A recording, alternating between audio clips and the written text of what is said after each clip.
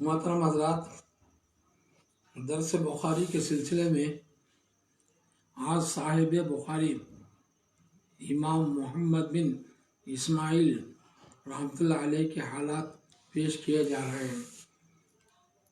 آپ بخارا میں 13 شوال 194 ہجری میں پیدا۔ امام بخاری فارسی نسل تھے۔ آپ کے پردادا مغیرہ یمان امیر بخارا جوفی کے ہاتھ پر مسلمان ہوئے تھے، اس لیے آپ کو جوفی بھی کہتے ہیں۔ جب آپ کی عمر 8 سال کی تھی تو آپ کے والد کا انتقال ہو گیا۔ آپ کی والدہ کو اور آپ کو بہت غم ہوا، لیکن چند ہی دنوں میں ایک حادثہ ایسا پیش آ گیا کہ آپ کی بینائی جاتی رہی، آپ کی نظر ختم ہو۔ تو ان کی مائی کی اس دعا کو اللہ تعالیٰ جو ہے تہجد کی نماز میں روزانہ وہ دعا فرماتی تھی کہ اے اللہ ہمارے بیٹے کی بینائی تو عطا فرما، اے اللہ بینائی کو لوٹا دے۔ مسلسل دعا کی وجہ سے اللہ تعالیٰ ان کی دعا کو قبول فرمایا۔ ایک رات حضرت ابراہیم علیہ السلام ان کے خواب میں آئے اور کہا کہ بیٹی، اللہ تعالیٰ نے تمہاری دعا سن لی ہے اور اللہ تعالیٰ نے تمہارے بیٹے کی بینائی واپس کر دی ہے۔ اب تمہارا بچہ دیکھ سکے گا، لکھ سکے گا، پڑھ سکے گا، اور تمہارے بچے کی بینائی سے لوگوں کو بہت فائدہ ہوگا۔ چنانچہ امام بخاری رحمۃ اللہ علیہ جو ہے 10 سال کی عمر میں حدیث کا درس لینے کی طرف مائل ہوئے، اور جب آپ 16 سال کے ہوئے تو امام عبداللہ بن مبارک اور امام وقی کے کتابوں کے حافظ ہو گئے۔ اور آپ ایک مرتبہ اپنے استاد امام داخلی کے درس میں بیٹھے ہوئے تھے، انہوں نے ایک حدیث کی سند بیان کی تو آپ نے اعتراض کیا اور کہا کہ یہ سند صحیح نہیں ہے۔ تو استاد نے غصہ ہو کر کہا کہ تم چھوٹے بچے ہو، تم ایسے بات کیوں کہتے ہو؟ کہا کہ آپ کے پاس اصلی اگر نسخہ ہے تو اٹھا کر دیکھیے۔ تو انہوں نے اصلی نسخہ میں دیکھا تو امام بخاری کی بات صحیح نکلی، تو استاد کو بہت تعجب ہوا۔ تو امام بخاری 16 سال کی عمر میں مکہ مکرمہ حج کرنے کے لیے تشریف لے گئے۔ حج کے بعد آپ بخارا واپس نہیں ہوئے، بلکہ مکہ ہی میں رہ کر حدیث کا علم حاصل کرنے لگے، اور پھر اس کے بعد مکے سے دوسرے تمام اسلامی ممالک کا سفر کر کے حدیثوں کو حاصل کرتے رہے، کیونکہ اس زمانے میں تمام اسلامی ممالک میں صحابہ اکرام پہنچے ہوئے تھے، اور صحابہ کے شاگرد تابعین وہیں تھے، اور ان کے شاگردوں سے حدیثیں لینا تھا، اور جب تک کوئی آدمی سفر نہیں کر سکتا تھا اس وقت تک اس کو حدیثیں نہیں مل سکتے تھے۔ اس لیے امام بخاری پورے شہر بشہر گھوم گھام کر حدیثیں حاصل کرتے رہے۔ اور امام بخاری فرماتے ہیں کہ میں نے کسی ایسے آدمی سے کوئی حدیث نہیں لی جو اس بات پر یقین نہیں رکھتا کہ ایمان یقین اور عمل کا نام ہے۔ ایمان یقین اور عمل کا نام ایمان ہے۔ جو آدمی یہ عقیدہ نہیں رکھتا میں اس سے حدیث نہیں لیا۔ تو امام وقی فرماتے ہیں کہ امام بخاری نے 1080 جو ہے آدمیوں سے علم حدیث حاصل کیا، یہاں تک کہ آپ علم حدیث میں بہت مشہور ہو گئے۔ اور جب آپ کا سارے عالم اسلام میں چرچا ہو گیا تو کچھ لوگ جو ہے آپ کے علم پر شک کرنے لگے، یہاں تک کہ آپ بغداد تشریف لے گئے۔ تو بابا بغداد کے تمام محدثین نے مل کر آپ کا امتحان لینا چاہا، چنانچہ انہوں نے 10 آدمیوں کو 100 حدیثیں عنایت کی، اور وہ تمام حدیثوں کے سندوں کو اس کی سند اس میں ملا دی اور اس کی سند اس میں ملا دی، اور اس طرح سندوں کو گڈ مٹ کر کے انہوں نے امام بخاری کا ایک جلسہ کیا امام بخاری کی صدارت میں۔ امام بخاری کے سامنے وہ 10 آدمی آ کر حدیث سناتے رہے، تو ہر حدیث پر امام بخاری بولتے تھے کہ لا عارف، میں نے اس کو نہیں جانتا، لا عارف، یہاں تک کہ پورے 10 آدمی جو ہے 1000 حدیثیں سنا دیا۔ تو اس کے بعد امام بخاری نے کہا کہ آپ آپ کے تمام محدثین نے جو حدیثیں سنائیں وہ سب سندیں غلط ہیں۔ وہ سند اس طرح ہے، پہلے آدمی کی جو 10 حدیثیں ہیں اس کی سند اس طرح ہے، دوسرے آدمی کی جو 10 حدیثیں ہیں اس کی سند اس طرح ہے، تو چنانچہ 1000 احادیث کی سند کو امام بخاری نے درست کر دیا۔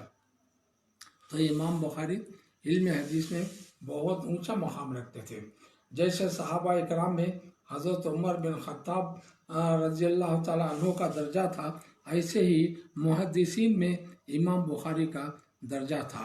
امام بخاری جو ہے علم حدیث لینے کے لیے سفر پر جاتے تو دیکھتے کہ حدیث کا راوی ثقہ ہو اور اس میں جو ہے کوئی ضعف نہ پایا جاتا ہو، چنانچہ آپ نے بخاری شریف جمع کرنے کے لیے، تدوین کے لیے 16 سال صرف کیے۔ 25 سال کی عمر میں حدیثوں کا علم حاصل کرنا شروع کیا، 41 سال کی عمر میں آپ نے بخاری شریف کو مکمل کیا۔ بخاری شریف کے علاوہ بھی آپ کی اور بہت سی کتابیں ہیں، جیسے تاریخ کبیر ہے، اور جیسے کتاب الضعفاء ہے، کتاب العلل ہے، اور کتاب الوحدان ہے، اور اس قسم کی جزء رفع الیدین ہے۔ ایسی بہت ساری کتابیں امام بخاری تصنیف کیے، اور ہر کا تصنیف آپ کی بڑی مفید ہوتی ہے، لیکن سب سے بہترین تصنیف آپ کی صحیح البخاری ہے۔ اور اس کتاب کے بارے میں سارے علماء کا اتفاق ہے کہ اصح الکتاب بعد کتاب اللہ صحیح البخاری، کہ قرآن مجید کے بعد سب سے صحیح ترین اگر کوئی کتاب ہے تو وہ صحیح بخاری ہے، اور حدیث کی یہ سب سے پہلے صحیح کتاب ہے۔ دنیا اسلام میں حدیث کے سب سے پہلی یہ جو ہے صحیح کتاب ہے۔ امام بخاری رحمۃ اللہ علیہ سارے دنیا سے، سارے شہروں میں گھوم کر حدیثیں جمع کر کے بخاری شریف لکھ کر جب آپ بخارا پہنچے تو بخارا والوں نے آپ کی بڑی تعظیم کیا، آپ کا بڑا احترام کیا، شہر سے 5 میل دور پیدل چل کر آپ کا استقبال کیا، اور آپ کے استقبال کے لیے ڈیرے لگائے گئے، اور ڈیروں میں ٹھنڈا پانی اور شربت پیش کیا گیا۔ سب لوگ آپ کو جو ہے بڑے احترام کے ساتھ شہر میں لے گئے، اور کچھ لوگوں نے آپ پر سے دینار اور درہم نچاور کیا۔ چنانچہ آپ بخارا میں داخل ہوئے اور بخارا میں حدیث پڑھاتے رہے۔ چنانچہ ایک زمانہ جب گزر گیا، چند مہینے گزر گئے، تو آپ کے حاسدین پیدا ہو گئے۔ جیسے دولت کے حاسد ہوتے ہیں ویسے علم کے بھی حاسد ہوتے ہیں۔ اگر کوئی شخص علم میں کمال حاصل کرتا ہے تو اس کے حاسدین پیدا ہو جاتے ہیں۔ تو کچھ حاسد لوگوں نے حاکم بخارا کے پاس یہ پیش کیا کہ امام بخاری جو ہے وہ غلط عقیدے پہ پیش کر رہے ہیں، اور امام بخاری خلق قرآن کے قائل نہیں ہے۔ تو چنانچہ حاکم بخارا نے آپ کو بلا بھیجا کہ آپ تاریخ کبیر اور صحیح بخاری لائیے اور ہمارے دربار میں سنائیے، ہم سنیں گے۔ تو امام بخاری نے کہا کہ میں حدیث رسول کو کسی کے دروازے پر نہیں بیچوں گا، میں حدیث رسول کو کسی کے حوالے نہیں کروں گا۔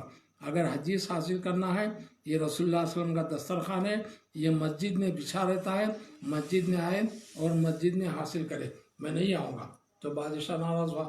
پھر اس کے بعد بادشاہ نے امام بخاری سے یہ کہا کہ تم مسجد میں ہمارے بچوں کو بخاری پڑھانے کے لیے الگ سے درس کا انتظام کرو، اور ہمارے بچوں کو سب لوگوں کے ساتھ نہ بٹھاؤ۔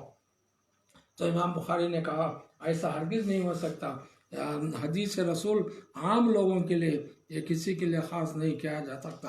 اس پر حاکم بخارا ناراض ہوا اور اس نے آپ کو بخارا سے نکلنے کا حکم دیا، اور جب زبردستی آپ کو نکلنے کا حکم دے دیا تو آپ جو ہے بخارا سے نکل پڑے، اور آپ جب سمرقند والوں کو معلوم ہوا کہ امام بخاری بخارا سے نکل چکے ہیں تو سمرقند والوں نے آپ کو شہر سمرقند آنے کی دعوت دی۔ آپ درمیانی راستے میں تھے کہ خرتنگ ایک مقام میں آپ ٹھہر گئے، رمضان کا مہینہ تھا۔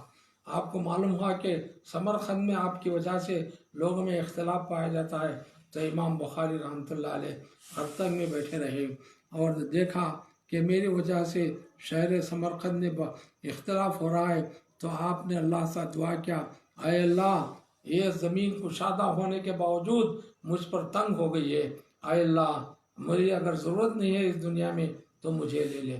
چنانچہ اللہ تعالیٰ نے آپ کی اس دعا کو قبول فرما لیا۔ آپ مستجاب الدعوات تھے، جو بھی دعا کرتے تھے اللہ تعالیٰ قبول فرما لیتا تھا۔ چنانچہ 30 رمضان کو جو ہے عشاء کی نماز کے بعد خرطنگ مقام میں آپ کا انتقال ہو گیا، اور صبح کو عید کی نماز پڑھ کر ظہر کی نماز کے بعد لوگوں نے آپ کی تدفین کی، اور جب آپ کو دفن کیا گیا تو سارے عالم میں آپ کی وفات کی خبر پھیل گئی۔ امام عبدالواحد تراولسی کہتے ہیں کہ میں نے جس دن امام بخاری وفات پائے تھے، میں نے خواب میں دیکھا کہ رسول اللہ صلی اللہ علیہ وسلم چند صحابہ کے ساتھ کھڑے ہوئے ہیں۔ میں نے جا کر رسول اللہ علیہ وسلم کو سلام کیا اور کہا کہ آپ یہاں کیا کر رہے ہیں؟ تو رسول اللہ صلی اللہ علیہ وسلم نے فرمایا ہم انتظار کر رہے ہیں۔ میں نے پوچھا کہ آپ کس کا انتظار کر رہے ہیں؟ تو رسول اللہ صلی اللہ علیہ وسلم نے فرمایا میں محمد بن اسماعیل کا جو ہے انتظار کر رہا ہوں۔ تو عبدالواحد تراولسی کہتے ہیں کہ جس دن میں تحقیق کیا تو جس دن یہ خواب دیکھا تھا اسی دن امام بخاری کی وفات ہوئی تھی۔ تو یہ امام بخاری ایسے اللہ والے تھے۔ ان کی خبر جب بنائی گئی تو خبر کو جب مٹی سیدھی کی گئی تو مٹی سے خوشبو آنے لگی۔ لوگ آ کر جو ہے وہ اپنے ہاتھوں میں اپنے تھیلیوں میں مٹی بھر بھر کر لے جاتے تھے اور گھروں میں رکھ کر سونگتے تھے۔ ان کی خبر کی مٹی میں ایک قسم کی خوشبو تھی۔ یہ اللہ تعالیٰ ان کے علم حدیث کی خدمت کی بنا پر ان کو ان کی خبر میں اور ان کی مٹی میں خوشبو عنایت فرمایا۔ اور اس طرح جب لوگ مٹی اٹھاتے اٹھاتے قبر میں گڑا ہو گیا تو کچھ لوگوں نے جو ہے قبر کے چاروں طرف کٹنجن بنا کر اس قبر کی حفاظت کی۔ تو امام بخاری رحمۃ اللہ علیہ نے بہت ساری کتابیں لکھی۔ ان کی سب سے بڑی کتاب جو ہے الجامع الصحیح للبخاری ہے۔ تو الجامع الصحیح للبخاری پر کے بارے میں تبصرہ انشاءاللہ کل آپ کے سامنے پیش کیا جائے گا۔ اللہ تعالیٰ امام بخاری کی مغفرت فرمائے، اللہ ان کی خبر کو روشن فرمائے، اللہ آخرت میں ان کے درجات کو بلند فرمائے۔ السلام علیکم۔